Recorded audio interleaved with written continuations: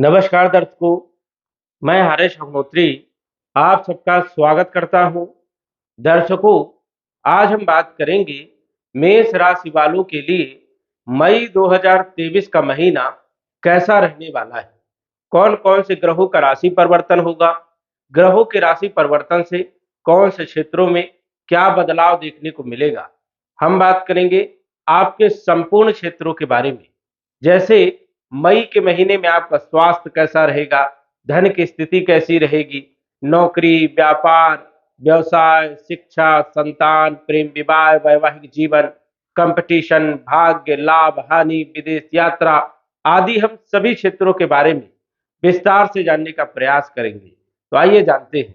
सबसे पहले यह समझिए कि यह फलादेश चंद्र राशि पर आधारित है। नाम राशि के आधार पर भी जान सकते हैं और लग्न राशि के आधार पर भी जान सकते हैं। सबसे पहले हम बात करेंगे ग्रहों की स्थिति के बारे में। यदि हम मई के महीने में ग्रहों की स्थिति के बारे में बात करें तो आपकी गोचर कुंडली में ग्रहों की स्थिति इस प्रकार रहेगी। सूर्य लग्न भाव में गोचर करेंगे और ये लग्न भाव में गोचर करेंगे 15 तारीख तक, उच्च राशि में गोचर करेंगे 15 मई तक। उसके बाद सूर्य जो है धन भाव में गोचर करेंगे वृषभ राशि में। इसी प्रकार बुध पूरे महीने आपकी राशि मेष राशि में ही गोचर करेंगे। गुरु जो है आपकी राशि में ही गोचर करने वाले हैं पूरे महीने, और राहु भी जो है आपकी राशि में ही गोचर करने वाले हैं। वही शुक्र जो है आपके दूसरे भाव में 2 तारीख तक रहेंगे, 2 मई तक। उसके बाद ये तीसरे भाव में आ जाएंगे मिथुन राशि में। मंगल जो है 10 मई को आपके चौथे भाव में आ जाएंगे और नीच राशि में गोचर करेंगे। केतु आपके सप्तम भाव में गोचर करेंगे और शनि आपके एकादश भाव में कुंभ राशि में गोचर करेंगे। तो ये ग्रहों की स्थिति है मई के महीने में। अब हम जान लेते हैं कि इन ग्रहों का प्रभाव आपके ऊपर मई के महीने में कैसा रहने वाला है। हम बात कर रहे हैं मेष राशि वालों के बारे में, और मेष राशि के स्वामी होते हैं मंगल। मंगल लग्नेश भी हैं और ये अष्टमेश भी हैं। गोचर कर रहे हैं तीसरे भाव में। तीसरे भाव में मंगल 10 मई तक रहेंगे। ये बहुत अच्छी स्थिति है। स्वास्थ्य आपका बहुत अच्छा रहेगा 10 मई तक। कॉन्फिडेंस जो है बना रहेगा। लेकिन यही मंगल 10 मई के बाद ये चौथे भाव में नीच राशि में गोचर करेंगे, और कर्क राशि में मंगल का गोचर अच्छा नहीं माना जाता है। तो 10 मई के बाद थोड़ा सा आपको ध्यान रखना है। स्वास्थ्य में कहीं न कहीं जो है दिक्कत आ सकती है, परेशानियां आ सकती हैं। वही कॉन्फिडेंस भी आपका थोड़ा कमजोर हो सकता है। काम काज करने में मन भी आपका कम लगेगा, आलस्य ज्यादा रहेगी और गुस्सा हावी रहेगी। तो इस पर आपको विशेष रूप से ध्यान देना है कि मंगल आपका जो है 10 मई से नीच का होने वाला है। राशि का स्वामी मंगल जब नीच राशि में जाएंगे तो क्रोध करने का काम करेंगे, विवाद करने का काम करेंगे। और यदि आप भूमि, भवन, प्रॉपर्टी, मकान या वाहन कुछ भी खरीदते हैं तो उसमें परेशानी पैदा करने का काम करेंगे। तो यहाँ पर ध्यान रखना है कि यदि आप भूमि खरीद रहे हो, प्रॉपर्टी खरीद रहे हो, तो 10 तारीख के पहले आप खरीद लीजिए।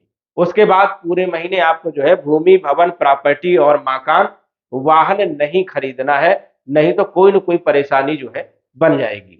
मकान यदि आप खरीदोगे तो हो सकता है गलत रजिस्ट्री हो जाए, या पैसा आपका ज्यादा लग जाए, व्यर्थ चला जाए, काम आपका नहीं बन पाएगा। तो ये सारी चीजें, समस्याएं जो है 10 मई के बाद बनने वाली है। वही जो है आपको स्वास्थ्य पर भी थोड़ा सा ध्यान रखना है। जोश बहुत ज्यादा रहेगा और जल्दीबाजी भी आप कर सकते हो। जल्दीबाजी करोगे तो गलत डिसीजन हो सकता है। इसलिए कोई भी कार्य में आपको जल्दीबाजी नहीं करना है, पेशेंस रखना है और इस समय को जो है आपको किसी भी प्रकार से निकालना है। तो 10 मई के बाद की स्थिति आपकी बढ़िया नहीं है। लेकिन 10 तारीख के पहले मंगल तीसरे भाव में गोचर करेंगे तो यहाँ पर लाभ देने का काम करेंगे, बल पराक्रम में वृद्धि करने का काम करेंगे, साहस बनाने का काम करेंगे। वही इनकी दृष्टि की बात करें तो सप्तम दृष्टि भाग्य भाव में रहेगी, तो भाग्य का भी साथ आपको मिलेगा 10 मई तक। उसके बाद जो है स्थिति ठीक नहीं रहेगी, इस चीज का भी आपको ध्यान रखना है।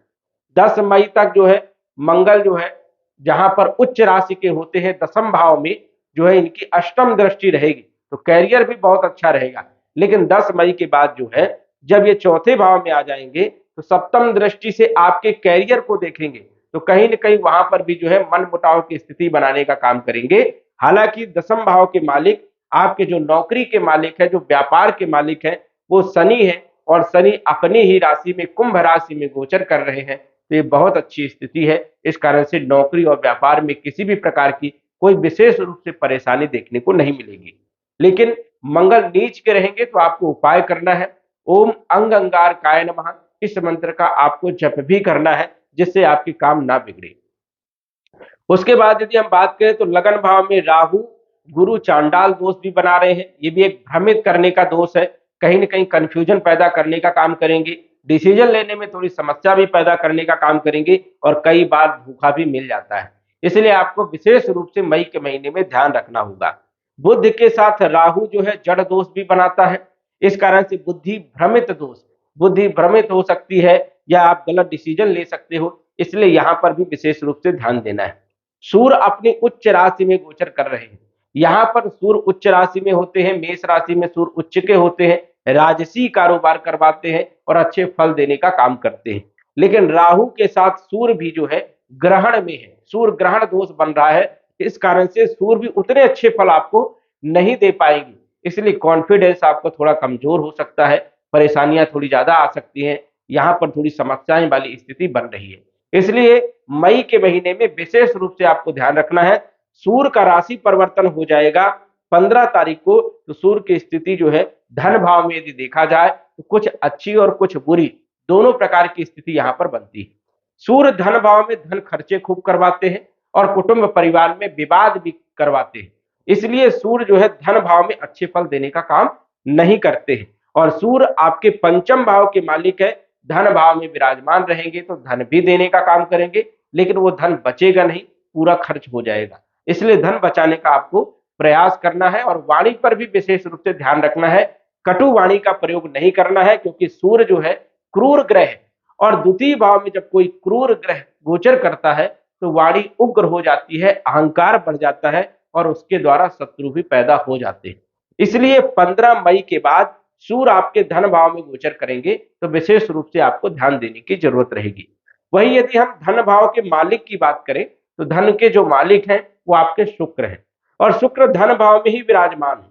यहाँ पर शुक्र अच्छे माने जाते हैं और स्वयं के घर में विराजमान है तो धन देने का काम करेंगे, धन में बढ़ोतरी करने का काम करेंगे, आय में भी बढ़ोतरी करने का काम करेंगे, क्योंकि ये आपके वैवाहिक जीवन के भी मालिक है तो दैनिक आय में भी वृद्धि करने का काम करेंगे। लेकिन यही शुक्र जो है राशि परिवर्तन कर जाएंगे 2 मई से। 2 मई से जो है ये आपके तीसरे भाव में आ जाएंगे और मंगल जो है 10 मई को चौथे भाव में चले जाएंगे। तो तीसरे भाव में शुक्र का जो गोचर होता है ये यात्राओं के लिए बहुत अच्छा होता है। धार्मिक यात्राएं हो सकती हैं, देश विदेश की आप यात्राएं कर सकते हैं, मित्रों का आपको सहयोग मिल सकता है, बल पराक्रम में वृद्धि करने का भी काम करेंगे और कला के क्षेत्र में यदि आप कुछ भी कार्य करते हैं तो उसमें भी सफलता देने का काम करेंगे। यदि आप लॉयर हैं, पत्रकारिता से जुड़े हुए हैं या फिर आप फिल्म इंडस्ट्री से जुड़े हुए हैं तो भी यहाँ पर शुक्र लाभ देने का काम करते हैं। तो ये काफी अच्छी स्थिति यहाँ पर शुक्र की रहने वाली है। अब शुक्र यहाँ पर बैठेंगे तो भाग्य भाव को देखेंगे सप्तम दृष्टि से, तो भाग्य में वृद्धि करने का भी काम करेंगे। तो शुक्र की स्थिति जो है आपकी जन्म पत्रिका में गोचर कुंडली में वो अच्छी रहेगी, जिससे आप लाभ ले सकते हैं। वही यदि हम बात करें आपके तीसरे भाव के मालिक के बारे में, तीसरे भाव के मालिक आपके बुध हैं और लगन भाव में गोचर कर रहे हैं। वैसे तो ये अच्छी स्थिति है जब लगन भाव में गोचर करते हैं, लेकिन राहु के साथ पूर्ण रूप से फल नहीं दे पाएंगे, क्योंकि राहु के साथ बुध जड़ दोष में रहता है, बुद्धि भ्रमित दोष बन जाता है। तो इस कारण से बुद्धि भी आपकी भ्रमित हो सकती है, डिसीजन लेने में थोड़ी समस्याएं भी हो सकती है और मेहनत करेंगे, संघर्ष करेंगे तो फल भी थोड़ा सा कम देखने को मिलेंगे। इसलिए जो है मई के महीने में थोड़ा आपको सावधान भी रहने की जरूरत रहेगी। वैसे यदि हम बात करें चौथे भाव के बारे में तो चौथे भाव में मंगल का गोचर रहने वाला है और चौथे भाव के जो मालिक है चंद्रमा है। चंद्रमा का फलादेश संभव नहीं होता है, क्योंकि ये 56 घंटे में ही राशि परिवर्तन कर जाते हैं, 2.25 दिन में राशि परिवर्तन कर जाते हैं। इसलिए चंद्रमा का फलादेश संभव नहीं होता है। लेकिन यहाँ पर मंगल का गोचर होगा और मंगल यहाँ पर चौथे भाव में कारक भी माने जाते हैं, लेकिन नीच भाव में होने के कारण यहाँ पर अशुभ परिणाम देने का काम करेंगे। भूमि भवन प्रॉपर्टी आपको नहीं खरीदना है, इस चीज पर आपको ध्यान रखना है। वही यदि हम बात करें आपके पंचम भाव के मालिक के बारे में, पंचमेश आपके सूर्य बनते हैं और सूर्य जो है लगन भाव में उच्च राशि में केंद्र त्रिकोण राजयोग में है। तो यहाँ पर कुछ अच्छे परिणाम देखने को मिलेंगे, लेकिन राहु के साथ सूर्य यहाँ पर विराजमान है, सूर्य ग्रहण दोष में है, इस कारण से उतने अच्छे परिणाम भी देखने को नहीं मिलेंगे। पंचम भाव जो होता है ये होता है आपके शिक्षा, संतान और प्रेम विवाह का। तो शिक्षा में भी व्यवधान पैदा करने का काम करेंगे, संतान के लिए भी उतना अच्छा जो है समय आपके लिए नहीं रहने वाला है, और प्रेम विवाह में भी असफलताएं मिल सकती है, विवाद में स्थिति बन सकती है, इसलिए आपको विशेष रूप से ध्यान देने की जरूरत रहेगी। वही यदि हम बात करें आपके छठे भाव के मालिक के बारे में, छठे भाव के मालिक आपके बुध हैं, और बुध जो है लगन भाव में विराजमान है। ये छठे भाव में जो है बुध वैसे तो कारक माने जाते हैं, और लगन भाव में राहु के साथ बैठे हुए हैं, तो स्वास्थ्य पर आपको विशेष रूप से ध्यान देना है। कंपटीशन में आपको सफलताएं मिल सकती है, और शत्रुओं को आप परास्त कर सकते हैं, शत्रु आपका कुछ नहीं बिगाड़ पाएंगे, ये भी स्थिति आपकी कुंडली में बनी हुई है। वही यदि हम बात करें आपके सप्तम भाव के मालिक के बारे में, सप्तम भाव के मालिक शुक्र हैं, और शुक्र जो है द्वितीय भाव में, तृतीय भाव में पूरे महीने गोचर करने वाले हैं। इस कारण से वैवाहिक जीवन की यदि बात करें तो थोड़ा विशेष रूप से आपको ध्यान देने की जरूरत है, क्योंकि राहु, सूर्य, बुध और गुरु इन सबकी दृष्टि आपके सप्तम भाव में पड़ने वाली है। सूर्य और राहु ये दोनों ही खराब ग्रह माने जाते हैं सप्तम भाव के लिए, इस कारण से ये क्रूर ग्रह है, और यहाँ पर केतु पहले से ही विराजमान है। तीन तीन ग्रह जो हैं यहाँ पर विशेष रूप से बुरा प्रभाव डालने का प्रयास करेंगे, इसलिए वैवाहिक जीवन पर आपको विशेष रूप से ध्यान देने की जरूरत रहेगी। वही पार्टनरशिप में भी आपको विशेष रूप से ध्यान देना है, गुस्सा बिल्कुल नहीं करना है, और कोई भी ऐसे नए कार्य आपको प्रारंभ नहीं करना है, इस चीज का आपको विशेष रूप से ध्यान देना है, कंप्रोमाइज करके चलने की आपको जरूरत रहेगी। अष्टम भाव के स्वामी है मंगल, और तीसरे भाव में 10 तारीख तक रहेंगे तो अच्छी स्थिति रहेगी, लेकिन 10 तारीख के बाद जब ये नीच राशि में गोचर करेंगे तो ससुराल पक्ष के संबंधों में भी कहीं न कहीं तनाव बन सकता है, मनमुटाव की स्थिति बन सकती है, भूमि को लेकर के, प्रॉपर्टी को लेकर के, कुटुंब परिवार को लेकर के कोई विवाद हो सकता है, और दुर्घटना के योग भी बन सकते हैं। इसलिए विशेष रूप से आपको वाहन चलाते समय भी सावधानी रखना होगा, चोट चपेट से आपको बचने के लिए जो है कोई भी ऐसा कार्य ना करे जिससे आपको नुकसान हो, ये भी आपको विशेष रूप से ध्यान देना होगा। भाग्येश आपके बनते हैं गुरु, और गुरु जो है लगन भाव में केंद्र त्रिकोण राज योग में है, जो कि यहाँ पर अच्छे परिणाम देने का काम करते हैं, लेकिन राहु के साथ जो है विशेष रूप से थोड़ा सा जो है कम फल देने का काम करेंगे। वैसे लगन भाव में गुरु जो है बली माने जाते हैं, कारक माने जाते हैं, और ये भाग्येश भी है, तो बहुत अच्छे परिणाम भी देने का प्रयास करेंगे, लेकिन राहु के साथ बैठ करके फलों में कमी लाने का काम यहाँ पर राहु करेंगे। भाग्य आपका साथ देगा, लेकिन रुकावट के साथ साथ देगा, और आपके कार्य जो है बनेंगे, लेकिन विलंबता के साथ आपके बनने वाले हैं। वही यदि हम बात करें तो गुरु की पंचम दृष्टि पंचम भाव में पड़ेगी, तो यहाँ पर शिक्षा, संतान और प्रेम विवाह में कहीं न कहीं सफलता देने के लिए प्रयास करेंगे। हालांकि पूर्ण रूप से बली यहाँ पर नहीं रहने वाले हैं, क्योंकि राहु के साथ चांडाल दोष में है, तो थोड़ा सा भ्रमित करने का काम करेंगे। सप्तम भाव में गुरु की दृष्टि रहेगी, जिन लोगों का विवाह नहीं हो रहा था, विवाह के योग बनेंगे। वैवाहिक जीवन के लिए भी गुरु जो है प्रयास करेंगे बचाने के लिए, कंप्रोमाइज करने के लिए, तो ये भी स्थिति गुरु की यहाँ पर अच्छी रहेगी, और गुरु अपने ही राशि में, अपने ही भाव में, भाग्य भाव को देखेंगे नवम दृष्टि से, तो भाग्य आपका साथ देगा, ये अच्छी स्थिति है। वही यदि हम शनि की बात करें तो आपकी कुंडली में शनि कैरियर के मालिक है, और लाभ भाव के मालिक है, लाभ भाव में ही गोचर कर रहे हैं, इस कारण से शनि आपको जबरदस्त लाभ देने का काम करेंगे आपके कैरियर में, क्योंकि शनि पूर्ण रूप से बलवान है, और अच्छे भाव में भी गोचर कर रहे हैं, तो कैरियर में जो है पदोन्नति का योग बनाने का काम करेंगे। यदि आप सरकारी नौकरी में हैं तो उसमें भी अच्छे योग बनेंगे, और यदि आप व्यापार कर रहे हैं तो व्यापार की स्थिति को भी मजबूत बनाने का काम करेंगे। तो कैरियर से संबंधित आपको किसी भी प्रकार की कोई समस्या नहीं है, जो आपका कार्य चल रहा है बिल्कुल चलता रहेगा, उसमें आपको प्रोग्रेस देखने को मिलेगी। तो शनि की स्थिति आपकी कुंडली में बहुत अच्छी है, और शनि लाभ भाव में बैठे हैं, तो लाभ देने का काम करेंगे, आय में वृद्धि करने का काम करेंगे, तो ये स्थिति आपकी जन्म पत्रिका में बहुत अच्छी है। वही आपके 12वें भाव की यदि बात करें तो 12वें भाव के मालिक है गुरु, और गुरु लगन भाव में बैठे हुए हैं।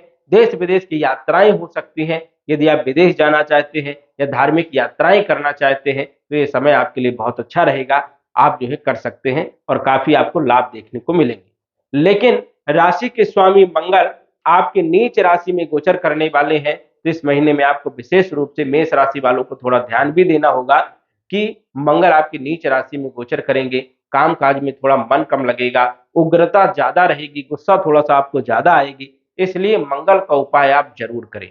मंगल का उपाय क्या करना है? मंगल के बीज मंत्र का आपको जप करना है। ओम अंग अंगारकाय नमः। इस मंत्र का यदि आप जप करेंगे तो कोई भी बुरा प्रभाव आपको देखने को नहीं मिलेगा। तो दर्शकों, आज बस इतना ही।